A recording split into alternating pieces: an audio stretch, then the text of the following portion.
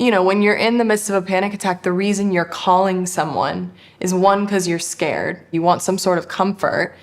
And like, you might also want that distraction.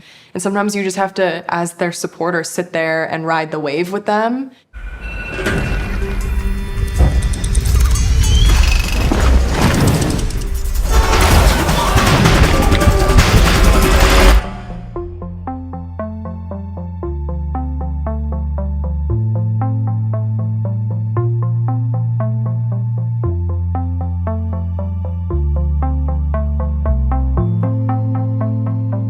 I was, like I said, really little, and I was experiencing, like, you know, symptoms of anxiety. Not even my mom could tell me, oh, that's anxiety. There's been moments for sure where, like, even it's me who's freaking out. So I'm like, can't do this. I can't get out of bed today. Like, oh my gosh, I'm, you know, having a moment. I can't go to work. Like, this is impossible. She, you know, will try and support me as a mom, but then she's also, you know, my manager. So then she's like, well, you have to go to work. It can be frustrating sometimes where you're like, but I just wish you could be inside of my body to know exactly what I'm feeling right now and why I physically can't get out of bed right now.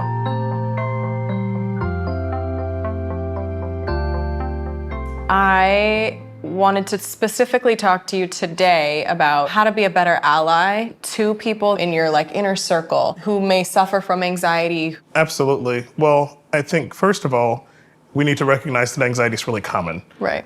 It's sort of our body's response to something that makes us afraid. It's a threat.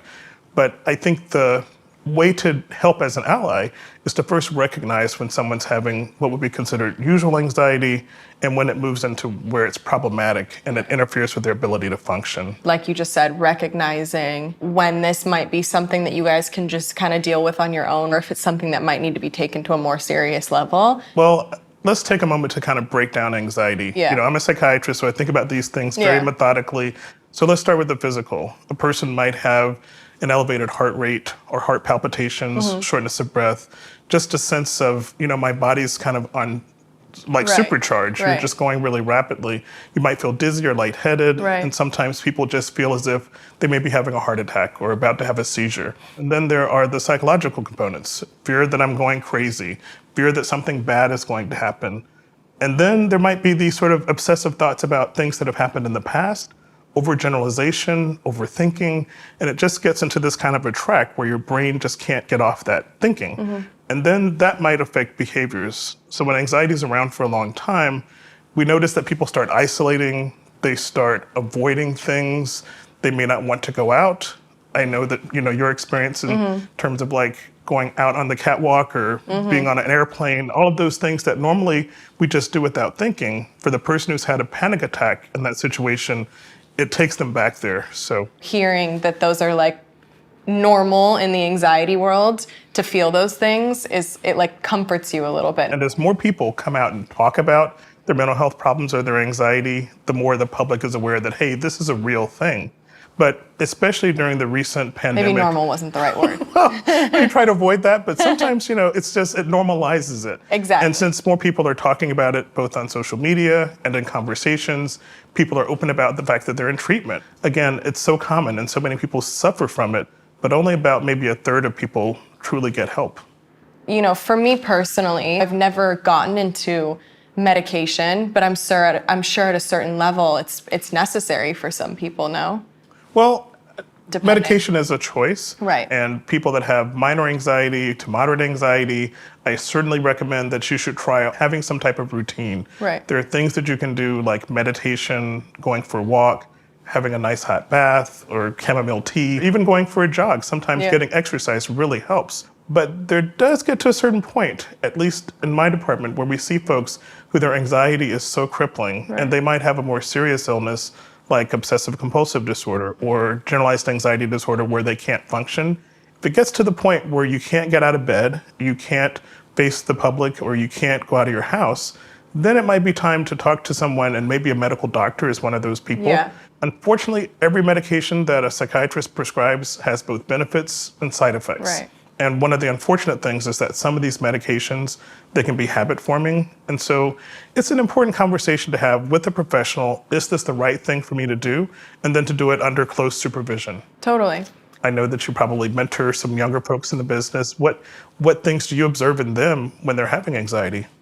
It's so interesting because my sister actually came to me 2 days ago and was talking to me about it because she was like, lately I've been having shortness of breath and I've been getting tingly and numb. She was like expressing all these feelings she had had, and it's so interesting being on the other side of it and really feel like, okay, I can understand you and I can sit here and do what I would hope someone would do for me if I was on that end of it. Well, that's a great story. And when you experience someone else's anxiety through their eyes and you put it through your lens and telling them, hey, I've had this, it'll get better. Tell them what things you did and try to help them find their personal cure. I think that's something that's not maybe as talked about is anxiety in a workplace. Whether it be, in a general environment that feels very anxious, or even just if you're personally feeling it and you feel like you want to go talk to your boss about it. And it depends on the workplace.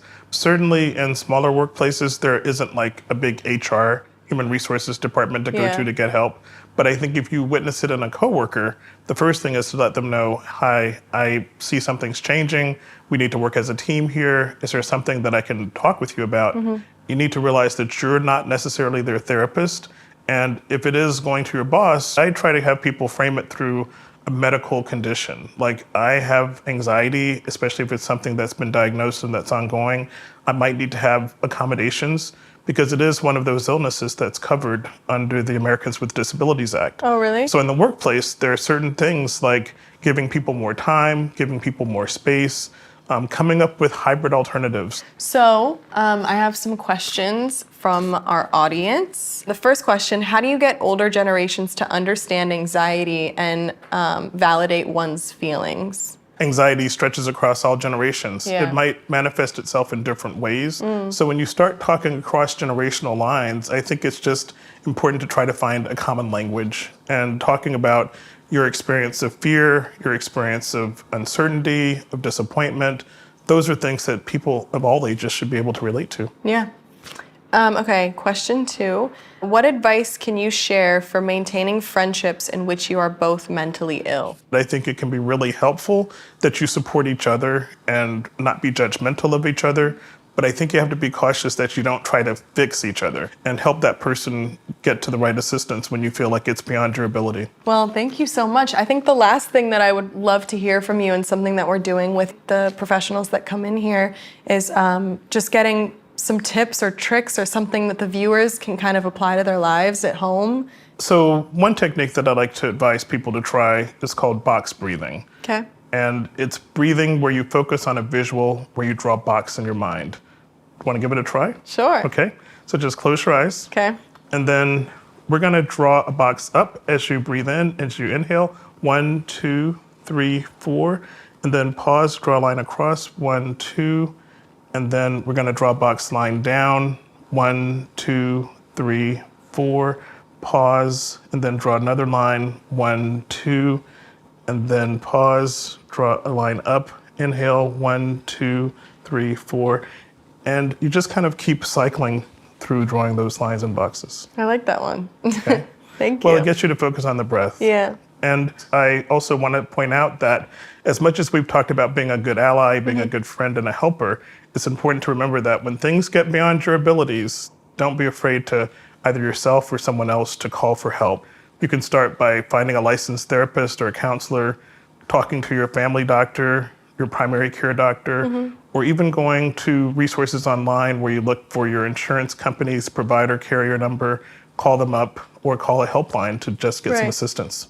Well, thank you so much. I really appreciate you coming and teaching me some things. Well, thank you for the opportunity and for doing this. I loved Dr. Bonds. He is amazing. I just wanted to give him a hug. I thought he was so awesome. I thought it was really interesting that he had said how overwhelming it can be for the person who's trying to be the caretaker for someone who's experiencing mental illness. And he is that. And he said himself, he's like, I suffer from anxiety too. So at some point you have to, you can help as many people as you want, but you also have to remember to check in on yourself.